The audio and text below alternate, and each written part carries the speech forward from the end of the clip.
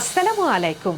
সবাইকে আমন্ত্রণ জানাচ্ছি এবি নিউজ দুপুরের সংবাদে। আপনাদের সঙ্গে আছি আমি সুমাইয়া মেঘা।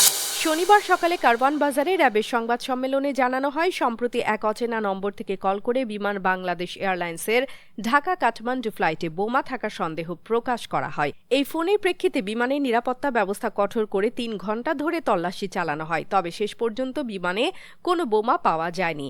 র্যাবের মহাপরিচালক একেএম শহীদুর রহমান বলেন, এই ঘটনাটির সাথে পারিবারিক বিষয় জড়িত। মা তার ছেলের পরকীয়া প্রেমিকাকে নিয়ে কাঠমান্ডু যেতে পারে, এই আশঙ্কা থেকেই তিনি ফোন করে এ ঘটনা ঘটান। তিনি জানান, পুলিশ এখন পর্যন্ত ৩ জনকে গ্রেফতার করেছে। অভিযানের সময় এই সন্দেহজনক ফোন কলের কারণে ফ্লাইটটি জরুরি অবতরণ করতে বাধ্য হয়। পরে তদন্তে জানা যায়, মূল কারণ পারিবারিক অশান্তি ও মনোভাব। র্যাব এই ঘটনার সঙ্গে জড়িত ব্যক্তিদের খতিয়ে দেখছে এবং ভবিষ্যতে এরকম ঘটনা এড়াতে কঠোর সতর্কতা অবলম্বন করবে বলে জানানো হয়। ঢাকা থেকে কাঠমান্ডুগামী বাংলাদেশ বিমানের একটি বোমা আছে, এরকম একটি টেলিফোন কল এয়ার ট্রাফিক কন্ট্রোলকে জানানো হয় এবং যার ফলে ওই বিমানের যাত্রা স্থগিত করা হয় এবং প্রায় ৩ থেকে ৪ ঘন্টা তল্লাশি চালিয়ে সেখানে কিছু পাওয়া যায়নি। এই কলটি সঠিক ছিল না। তো এই ঘটনা আমাদের যে জাতীয় এয়ারলাইন্সের এবং ওভারঅল বাংলাদেশের ভাবমূর্তি দেশে এবং আন্তর্জাতিক অঙ্গনে মারাত্মক ক্ষুণ্ণ হয় এবং ইতিপূর্বেও, তবে এই বিষয়টি খুব একটি দুঃখজনক ঘটনা। সেটি হলো, ইমন নামে এক ব্যক্তি পরকীয়া প্রেমিকের সাথে নেপালে যাচ্ছিলেন ওই ফ্লাইটে। এটি ইমনের মা এবং তার স্ত্রী জানতে পারেন এবং তার যাত্রা বন্ধের জন্য তারা প্রচেষ্টা চালান, বাট কোনোভাবেই তারা সক্ষম হন না। তখন ইমনেরই আরেক বন্ধু ইমরান পরামর্শ দেয় যে যদি এয়ার ট্রাফিক কন্ট্রোলকে জানানো হয় যে এখানে বোমা আছে, তাহলে হয়তো বিমানের যাত্রাটি বন্ধ হবে এবং অ্যাকর্ডিংলি ওই মা টেলিফোন করেন এবং যার ফলে এই ঘটনা সংঘটিত হয়। স্মরণকালের ভয়াবহ বন্যার পরও দীর্ঘ সময়ের অব্যাহত পানি বিরাজ করলেও ফেনীর নদী তীরবর্তী ও নিম্নাঞ্চলগুলোতে ধীরে ধীরে স্বাভাবিক পরিস্থিতির চেহারা দেখা যাচ্ছে।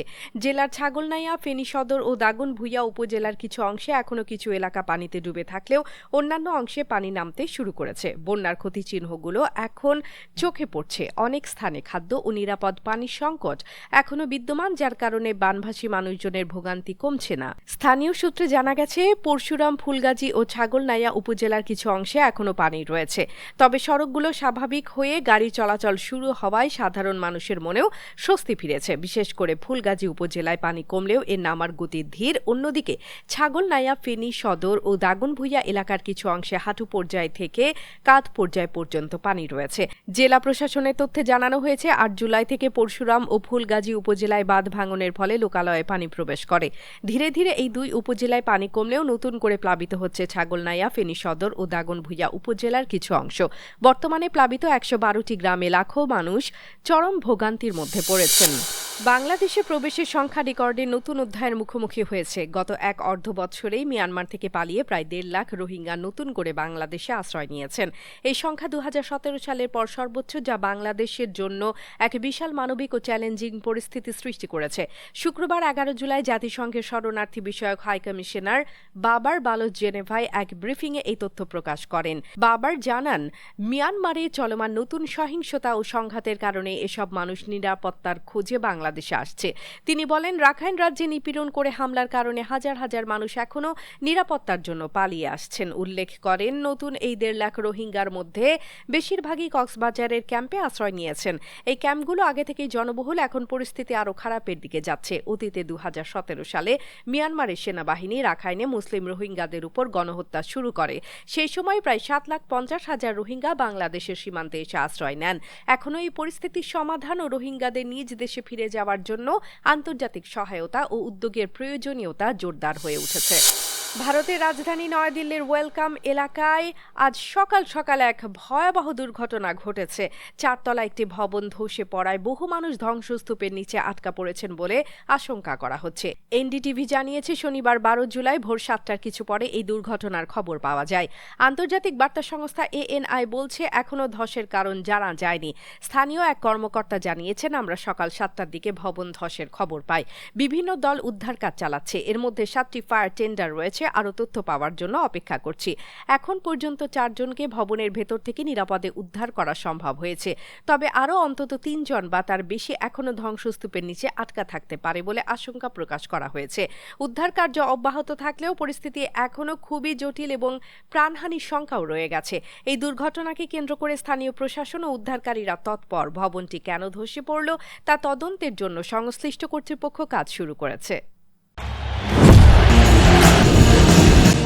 লর্ডসের ঐতিহ্যবাহী মাঠে আজ এক ঐতিহাসিক মুহূর্তের সাক্ষী থাকল ক্রিকেট বিশ্ব। ভারতীয় ইনিংসের 21তম ওভারে বেন স্টোকসের বলে এজ হয়ে স্লিপে ধরা পড়েন করুণ নায়ার। কিন্তু এই ক্যাচটি ছিল সাধারণ ক্যাচ নয়, বরং তা ছিল এক অসাধারণ নজিরের জন্ম। বাঁ দিকে ঝুঁকে এক হাতে তালুবন্দি করে তিনি এই ক্যাচটি সম্পন্ন করেন, যা বিশ্ব ক্রিকেটের ইতিহাসে নতুন এক রেকর্ডের জন্ম দিয়েছে। এই ক্যাচের মাধ্যমে 148 বছরের টেস্ট ইতিহাসে নন উইকেট রক্ষক হিসেবে সর্বোচ্চ ক্যাচ ধরা রেকর্ডটি নিজের করে নেন জো রুট।